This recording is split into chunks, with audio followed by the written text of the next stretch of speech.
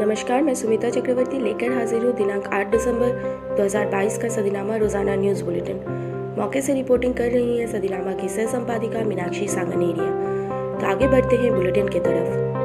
भुवनेश्वर 8 दिसंबर राजभाषा विभाग, गृह मंत्रालय, भारत सरकार द्वारा CSIR की खनिज एवं पदार्थ प्रौद्योगिकी संस्थान आर्य विहार में पूर्व तथा पूर्वोत्तर क्षेत्रों के केंद्र सरकार के कार्यालयों, बैंकों एवं उपक्रमों इत्यादि के लिए संयुक्त क्षेत्रीय राजभाषा सम्मेलन एवं पुरस्कार वितरण समारोह का आयोजन किया गया।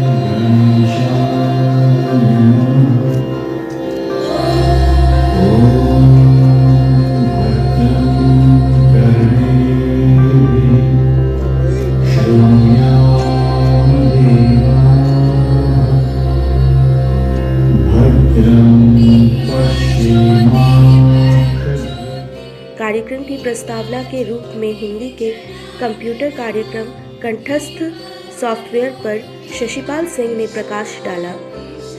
राष्ट्रगीत के बाद केंद्रीय विद्यालयों के बच्चों ने सरस्वती वंदना, DM स्कूल के बच्चों ने प्रज्वलन मंत्र के साथ दीप प्रज्वलन किया। अतिथियों ने उसके बाद शिवदास सरकार, उप सचिव ने समारोह अध्यक्ष गृह राज्य मंत्री अजय मिश्र, अभिलाषा मिश्र, उप निदेशक ने मुख्य अतिथि भृतहरि महताब, संयुक्त सचिव मीनाक्षी जोली का निर्मल दुबे, सहायक निदेशक नराकाश अध्यक्ष चंद्रशेखर शर्मा का बद्री प्रसाद यादव, हितजित भट्टाचार्य का संतोष गुप्ता ने सम्मान किया। तो ये था दोस्तों 8 दिसंबर 2022 का सदीनामा रोजाना न्यूज़ बुलेटिन अच्छा लगे तो लाइक और शेयर करें और चैनल के साथ जुड़े रहने के लिए चैनल को सब्सक्राइब करें। धन्यवाद।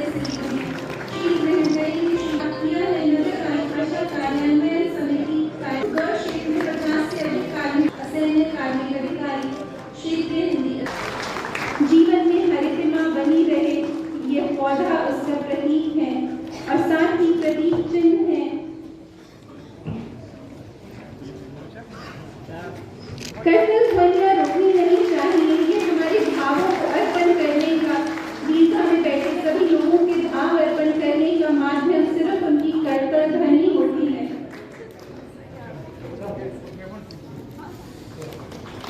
उपाध्यक्ष महोदय का स्वागत व सम्मान करें आप सभी की कर्तव्य ध्वनि के साथ। अभिनंदन महोदय, हार्दिक अभिनंदन आपका हम सभी की ओर से।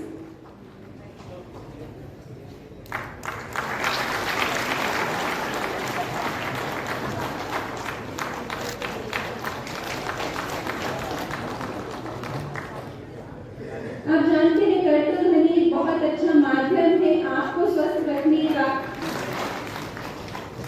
ये हमारा सौभाग्य है कि माननीय सहयोग उन तक पहुँच के आपके विनम्र अनुरोध है। ये सम्मान सभागार में उपस्थित सभी लोगों का है, सभी लोगों की ओर से है।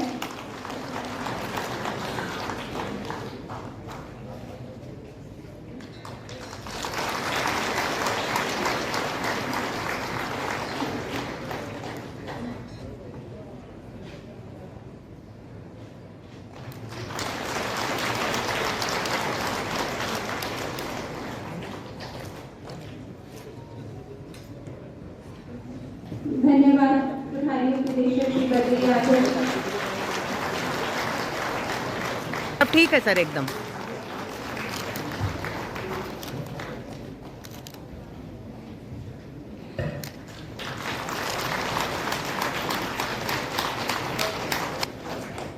सभी लोगों के भाव नहीं पहुंच पा रहे हैं मंच पर। 2500 साल की है और आपके सामने है। आप अगर भूल ही जाए 300 BC 276 में कलिंगा वॉर हुआ था और वहाँ अशोका के इंस्क्रिप्शंस हैं more than 2100 years 300 years ago। और उसी समय अगर 1st century AD में आप खंडगिरी जाएं, उदयगिरी जाएं, भुवनेश्वर में, वहाँ जो केव्स है, केव्स में जो शिलालेख है वो खारवेड़ के समय में है, वो 1st सेंचुरी एडी में। आप अगर 9th सेंचुरी या 7th सेंचुरी को आ जाएं, जो जितने सारे मंदिर हैं भुवनेश्वर का ओल्ड टाउन में, वहाँ मुक्तेश्वर टेम्पल है, ब्रह्मेश्वर टेम्पल है, लिंगराज टेम्पल से पहले ये सारे 7th century, 8th century, 9th century ये सारे टेम्पल बने। और लिंगराज मंदिर तो सबसे बढ़िया हमारे कलिंगन या उत्कलीय स्थापत्य का एक चरम निदर्शन है। ह्यूमन सिविलाइजेशन, मिडिल एज, हमारा सिविलाइजेशन, टेम्पल आर्किटेक्चर और modern age, new capital of Bhubaneswar, continuous. Shri Ajay Kumar Mishra ji, कार्यक्रम के मुख्य अतिथि संसदीय राजभाषा समिति के माननीय उपाध्यक्ष श्री भरतलाल मेहताब जी, SBI के मुख्य महाप्रबंधक एवं अध्यक्ष नराकर Bhubaneswar bank Shri Chandrashekhar Sharma ji, Indian oil corporation limited की गुवाहाटी रिफाइनरी के मुख्य प्रबंधक मानव संसाधन श्री हितजीत भट्टाचार्य जी। पर हमारे पास लोगों ने रजिस्टर किया था एक गूगल ड्राइव जो हमने बनाई थी अपने सम्मेलनों में रजिस्ट्रेशन करने के लिए, और मेरे ख्याल में आज के इस सभागार में लगभग 750 लोग उपस्थित हैं। आपके इस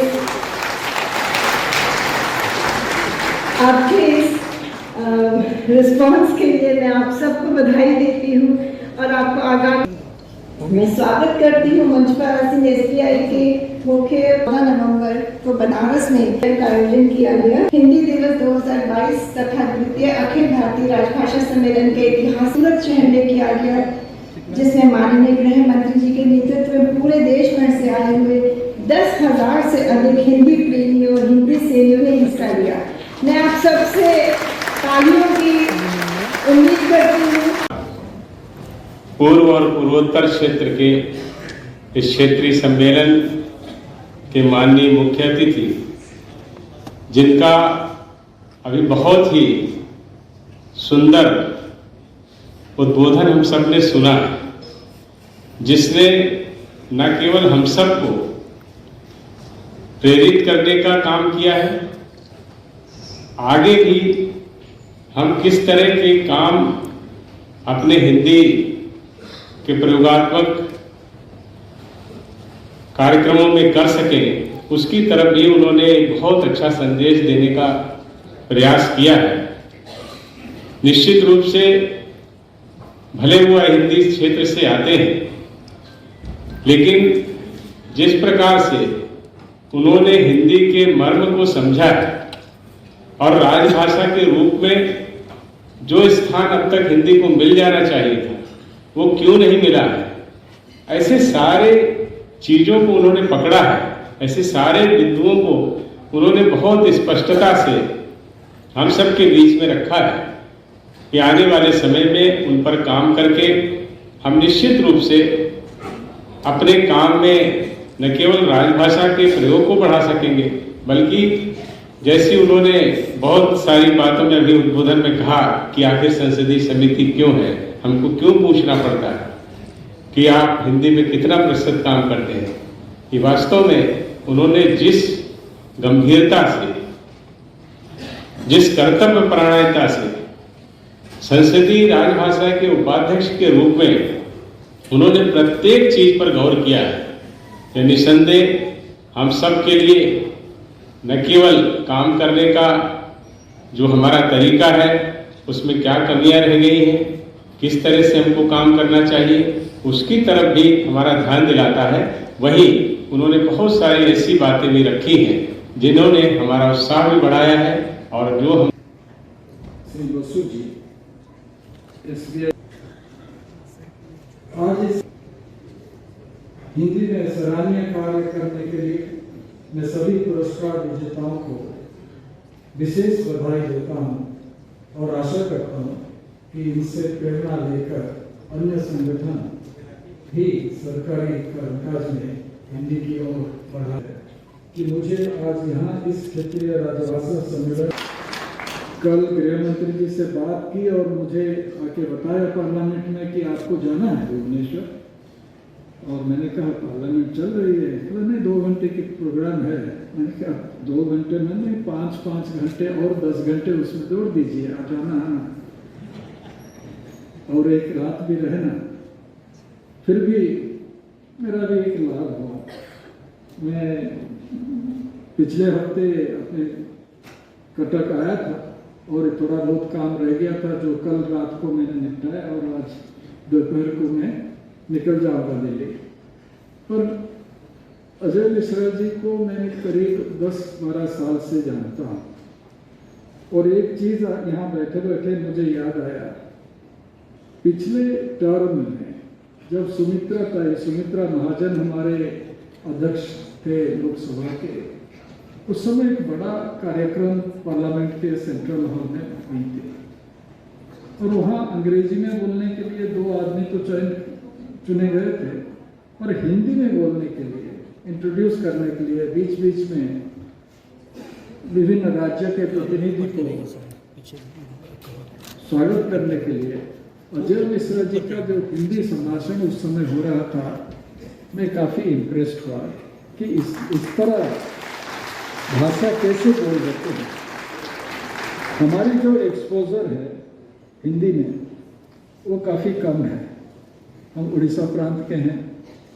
स्कूल में थोड़ा बहुत टेक्स्ट बुक हिंदी में प्रचलित था और अभी है, उसको हम पढ़े थे। ज़्यादातर हिंदी उपन्यास भी पढ़े नहीं थे।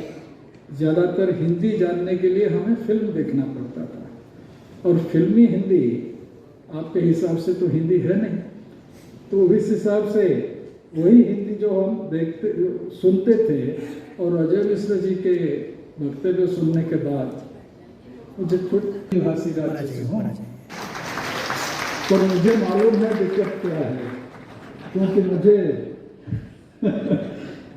काफ़ी मशक्क़त करनी पड़ती है, विशेषकर जब हमारी जो संसदीय राजभाषा समिति का 3 उप समितियाँ हैं, उपाध्यक्ष होने के नाते उसका अध्यक्षता मुझे करना है, कभी कभी जा नहीं पाता, और मराकस का जो निरीक्षण करना है उसको भी मुझे भी करना पड़ता है, पर ज़्यादा समय उसमें सच बोलूं तो हम दे नहीं पा रहे। पर आज थोड़े बहुत कुछ मैं कहना चाहता हूँ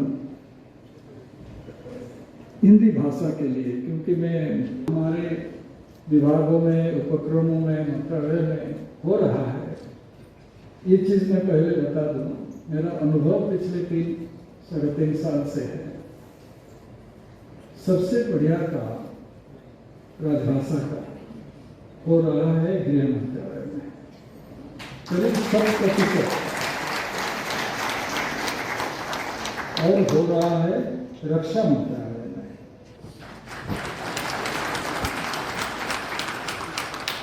अगर आप पूछें कि सबसे कमजोर कौन सी विभाग है या कौन सी मंत्रालय है, उपक्रम है, तो आप यहाँ तो मुझे पूछेंगे नहीं, पर बाद में मैं बता दूंगा कौन सा है। तो काफ़ी दिक्कत वाले, शॉकिंग जिसे कहते हैं हम अंग्रेजी में, कि अलार्मिंग चीज़ें हैं। 75 साल हो गए हमारे देश स्वतंत्र होने के बाद। 1963 में 49 में अगर इसका इतिहास को हम जाएं, 49 संविधान सभा में पारित हुआ राजभाषा बनने की, 15 साल बाद ये लागू होगा। 63 में जब लाल बहादुर शास्त्री जी गृह मंत्री थे, उस समय एक डिबेट हुआ लोकसभा में और पारित हुआ विधेयक कि राजभाषा को हमको लागू करना है। उस समय एक लाइन शास्त्री जी का जो बार बार मुझे मेरे मन में घुसता है, वो है, we can not allow English to be used in perpetuity. निरंतर काल के लिए हम अंग्रेजी को यहाँ लागू नहीं होने देंगे। ये उस समय 1963 में जब विरोध काफी जोर से पार्लियामेंट में और पार्लियामेंट के बाहर दूसरे प्रांतों में भी हो रहा था, और इस हिसाब से मैं जो कड़ी है जिसके ऊपर आपकी कामकाज का सारी चीज निर्भर करता है, कई चीजें हैं संशोधन करने के लिए, क्योंकि मेरा जो अनुभव रहा है पिछले 3-3.5 साल से ये है, क्यों हमको पूछना पड़ता है कि प्रतिशतता कितना है, कितना पत्राचार आपका कामकाज हिंदी भाषा में और स्थानीय भाषाओं में करेंगे। उसी को लेकर के प्रधानमंत्री जी के मार्गदर्शन में, गृह मंत्री जी के नेतृत्व में लगातार हम प्रयासरत हैं, और पूरे देश में हमारी सभी स्थानीय भाषाओं के साथ साथ तमिल, तेलुगु, उड़िया, हमारी सभी भाषाओं के साथ और हिंदी को राजभाषा के रूप में काम करने के लिए हम लोग निरंतर ये प्रयास करते हैं। उसी क्रम में ये क्षेत्रीय सम्मेलन था। आप सब इसमें आए, सबको बहुत बधाई। बहुत सारे हमारे प्रतिनिधि पूर्व और पूर्वोत्तर क्षेत्र से आए हैं, कई राज्यों से आए हैं। मैं सबका अभिनंदन करता हूँ और सबको धन्यवाद। ये मैं अध्यक्ष नाराकास होने के नाते सब लोगों का धन्यवाद देना चाहता हूँ। ये टीम का जैसे कहते हैं ना, टीम का सब लोगों के जिम्मेवारी के साथ ये कार्यक्रम अच्छे तरीके से गया।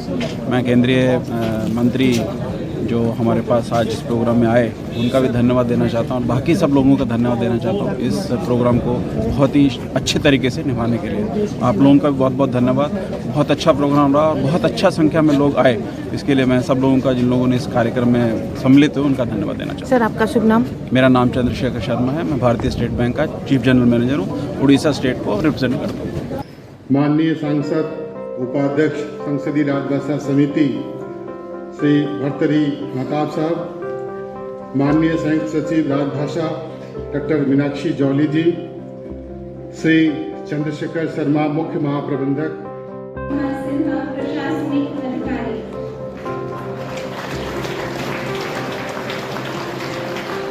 क्षेत्र में 50 से अधिक की श्रीमती नमिता रानी, श्री बाबूलाल मीणा सहायक सेनानी।